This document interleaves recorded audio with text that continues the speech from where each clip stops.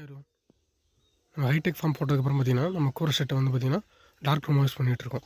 அதாவது பார்த்திங்கன்னா 15லேருந்து 20 நாள் வரைக்கும் பார்த்திங்கன்னா மைசீலியம் வந்து இதில் க்ரோ ஆனதுக்கப்புறம் பெட்டை வந்து நம்ம மாற்றி ஹைடெக் ஃபார்மில் வச்சுருவோம். அப்படி வைக்கும்போது நமக்கு பார்த்திங்கன்னா நம்ம ஈல்டு வந்து நமக்கு ஹைடெக் ஃபார்மில் எப்பயுமே ஃபுல் ப்ரொடெக்ஷன் ஈல்டு வரக்கூடிய பெட்டு மட்டும்தான் இருக்கும். அது க்ரோ ஆகக்கூடிய 15 to 20 days பார்த்திங்கன்னா இந்த டார்க் ரூமில் நம்ம ஸ்டோர் பண்ணி வச்சுருப்போம். பார்த்திங்கன்னா தெரியும், ஃபுல்லாக வச்சுருக்கோம். நம்ம இப்போ வந்து மாற்றிட்டுருக்கோம். இதில் வந்து பார்த்திங்கன்னா நல்லா க்ரோ ஆன பெட்டை மட்டும் எடுத்து நம்ம அங்கே ரீப்ளேஸ் பண்ணிவிடுவோம். அப்படி பண்ணும்போது நமக்கு பார்த்திங்கன்னா நம்ம கண்டாமினேஷன் வரதுக்கான வாய்ப்புகள் இருக்குது. இங்கேயே கண்டாமினேஷன் ஏதாவது தெரிஞ்சதுன்னா நம்ம அந்த பெட்டை இங்கேயே நம்ம இது பண்ணிவிடுவோம். இங்கேயே வச்சுட்டு நல்லா க்ரோ ஆகிருக்க பெட்டை மட்டும் நம்ம ரீப்ளேஸ் பண்ணும்போது நமக்கு ஈல்டு ப்ரொடக்ஷன் அதிகமாக வரும். கண்டாமினேஷன் வர்றதுக்கான வாய்ப்புகளும் கொஞ்சம் குறையும். இதெல்லாம் பார்த்திங்கன்னா ப்ராப்பராக க்ரோ ஆகலை.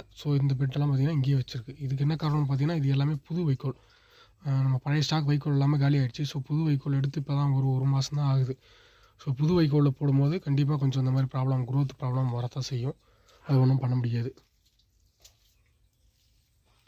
வைக்கோல் வாங்கி நல்லா காய வச்ச வைக்கோலாக இருந்தாலுமே வைக்கோல் வாங்கி ஒரு 1.5 மாதம் 2 மாதம் 3 மாதம் கழித்து நம்ம யூஸ் பண்ணும்போது எந்த பிரச்சனையுமே வராது. வைக்கோல் வாங்கி ஒரு 15-20 நாளில் 30 நாளில் போட்ட பெட்டு இதெல்லாம். ஓரளவுக்கு எல்லாமே நல்லா வளர்ந்துருக்கு. பட் ஆனால் ஒரு சில பெட்டு மட்டும் க்ரோத்தில் கொஞ்சம் பின்தங்கி இருக்குது. தேங்க்யூ.